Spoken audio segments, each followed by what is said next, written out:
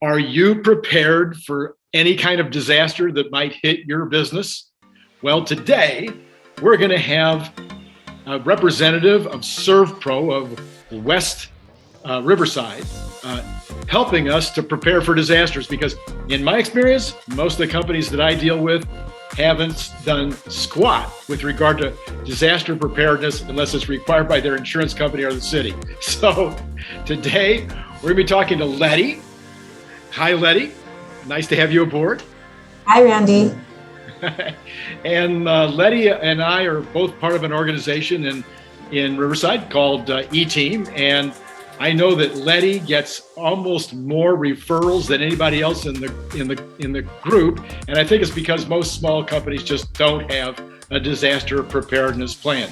So just a quick reminder that this is Randy Kirk on Small Business Daily. And today we're going to be talking about how you can get ready for and deal with floods, fires, and any other kind of disaster that might come along. Letty, the first question I want to ask you is, what's the number one reason that ServePro gets called? Water damage. Water damage.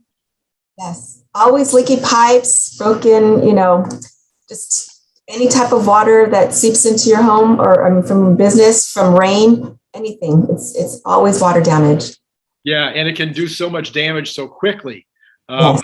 I know that we had some fire requirements at one of my factories, and they told us that the only way we were going to be able to meet those requirements was to put these massive fire sprinklers in that they said would create a flood. So we wouldn't be destroyed by the fire, but everything would be destroyed by the flood. So you're covered either way.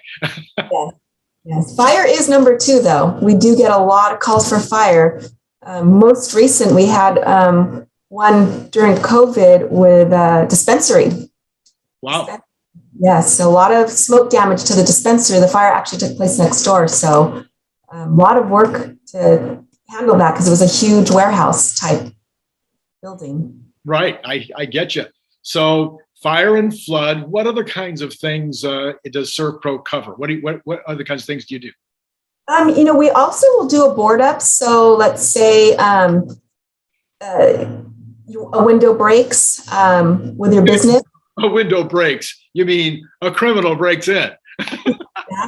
Well, what's interesting is that many banks get cars driving through them because they say that it's a lot of elderly that actually visit the banks, and those are the ones that are driving through banks. But yes, windows broken through by cars and through theft. Yeah. I certainly got called out in the middle of the night one time, about 3 a.m., because somebody had broken through our front windows. And the very first thing on my mind wasn't even replacing the window or how much got stolen. It was, how do I board this up?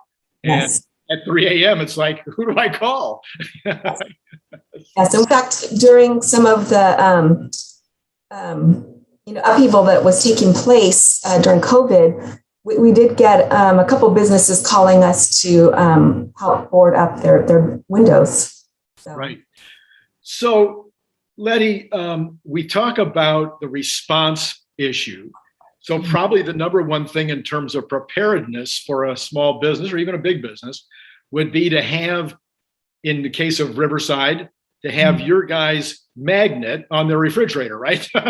So, or some kind of something in their building easily accessible so they know who to call when they do have a fire or a flood or a broken window or whatever. Would that be the first level of preparedness? It is, because when something occurs, a lot of times it happens so quickly. There's so much that has to be done. And who do you call? Do I call a plumber? Do I call leak inspection? Do I call my insurance company?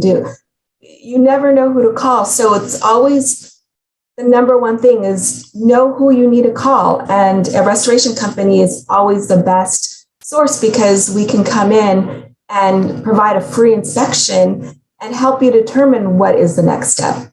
So,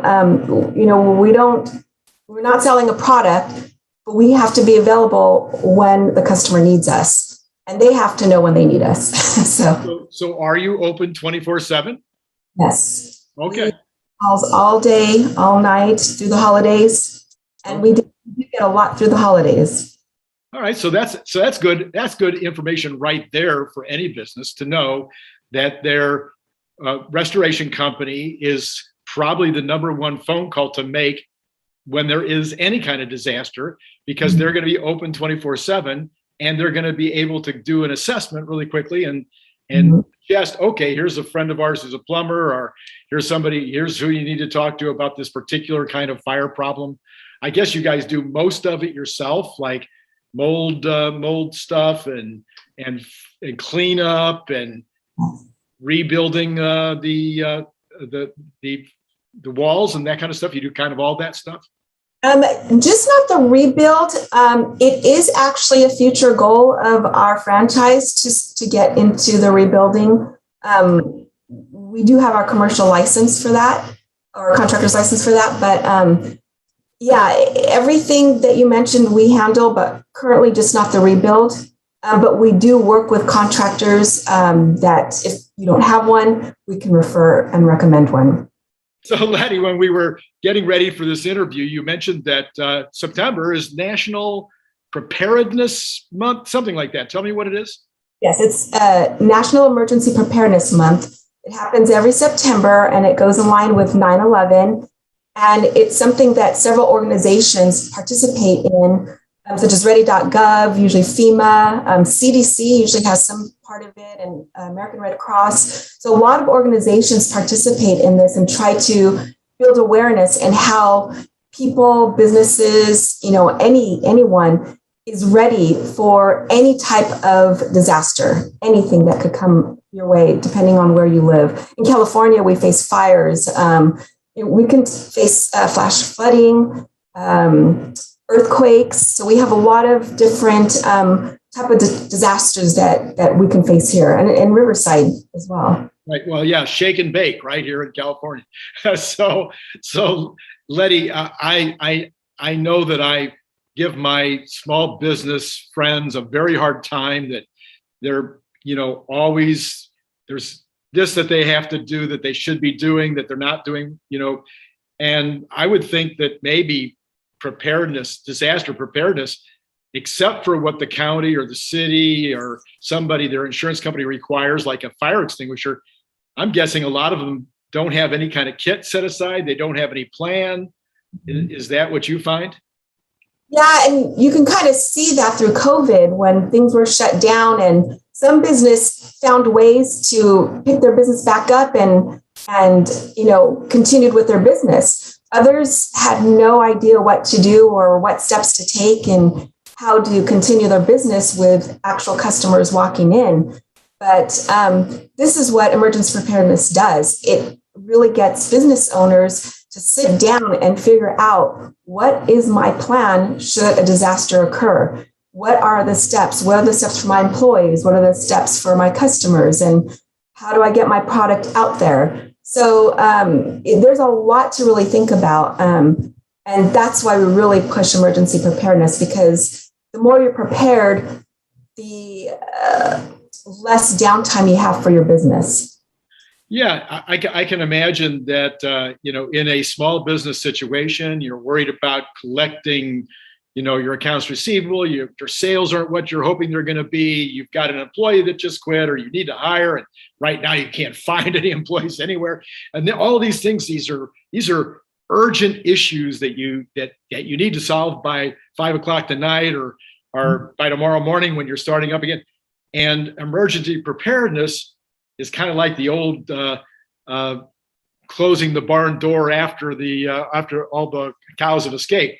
So this is something that we have to proactively think about and say, okay, we're going to set aside 10 hours, 20 hours. I can't imagine, even when I had a 25,000 square foot manufacturing company, I think it didn't take us more than 20 hours to put together our preparedness plan. Would that be a reasonable guess? It all depends on how much detail you want in your preparedness plan. So it could be a quick, simple plan, but other than that, it can be something that'll take quite a bit of time. And if you look at ready.gov, they do contain several steps that a business can take to be prepared. And some of it that I've looked into is time consuming, but you put in what you want out of it. So, of course. So now you mentioned that there are 4 stages or 4 parts to the readiness, the September national program. There's like these 4 steps to it. Could you fill that in again? Sure. I have it right here. They did break it down by week. So the first week in September, they're focusing on making a plan. So they want people to create a plan for businesses, for themselves, for their families, because that's the number one step you need to do. The second week focuses on building a kit, emergency preparedness kit. And that could also be for your home, for your family, and also for your office, for all your employees. You need to have something in place should an emergency occur. Most of us spend most of our time at the office or work location, so we need something there should an emergency occur. The third week is focusing on prepare for disasters. So understanding what disasters could take place in your area and knowing what to do for each different type of disaster. For an earthquake, things can crumble down. So what happens? Where do you go? Where do your employees go? With a fire, that comes so quickly. They travel so fast. You need a fast plan. Where's your evacuation? Where do your employees meet?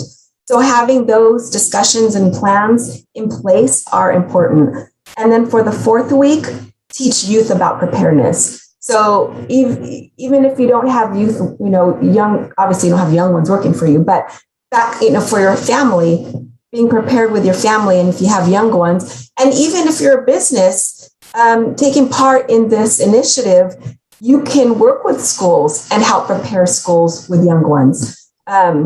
It's something that we do. We usually deliver flyers to help with emergency preparedness, what to do with an earthquake, what to do in a fire. And we'll pass them out to small businesses, to schools, whoever is willing to take information from us. We help try to disseminate that information.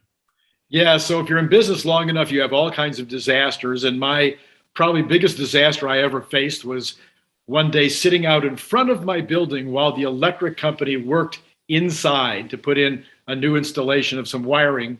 And while I'm there on a Sunday, opening the factory for them, lightning strikes my building. Oh, wow. So do we have a plan for lightning striking your building? Ready.gov has lightning strikes, so you can find information there. So in my case, it destroyed one of our air conditioning units, and it crippled 5 of my pieces of equipment. I was fortunate that the 5 pieces of equipment only were down for about half a day, but that lightning strike could have burned the building to the ground. So you just never know what is possibly going to be around the corner. Letty, I know this isn't your specialization, but it kind of leads me to think about the fact that businesses not only don't prepare for disasters of the kind you're talking about, but they commonly also don't prepare for kind of the disaster of a recession or the disaster of a key employee quitting or a key employee opening up in competition down the street. We don't really like to think about these negatives in life. And so as a result, it's kind of like, well, that's never going to happen. So we won't worry about that right now. Yeah. And that's, a lot of, I feel like a lot have that in their mind that it's important and it's, what we need to do, but it's just making the time and the steps to do it. And that actually is one thing that I wanted to share is ServePro does have a program to help business owners. It's called an emergency response profile, where we can come to your business and we assess, where everything's located. We document everything, and the information gets inputted into an application. It's a free app that is given to the business owner. The business owner decides what type of information they want stored in the app. So anything from where are the water shutoff valves? Who has the key to anything that's locked? A lot of times the electrical panels are behind locked doors. Who holds those keys? If that person isn't there and there's an emergency occurs, where are those keys located? So we take pictures of where all those things are and we put them into the app. We write a description of where it's located within the building or the office. And then we share, once all the information's uploaded, we go over it with the business owner and they get full control of that app, and we show them how they can update it, or we can come back every 6 months or every year and do another walkthrough and make any updates that need to happen. And it's free. It's free. We do this at, business owners' free time. And whatever it is they want input into this app is what we'll collect for them. And it's perfect. Yeah, now I know you guys only cover a small part of the Inland Empire there, a part of Riverside, Corona, whatever, but there's ServePros all over the country, right? Yes, there are. And would all of those ServePros all have the same kind of system where they'll come out and take people through that free process and set up their app and all that? Yes. Any of the ServePros has access to this app and receives training on how to complete the assessment and input everything. So yeah. And I've noticed that in particular, the insurance companies and insurance agents seem to really want your name right in front of them on their desk, right? Because it seems like they might get the call first. They need to call you. So insurance companies should be calling ServePro also to make sure they have this kind of access. Yes, they are our top COIs.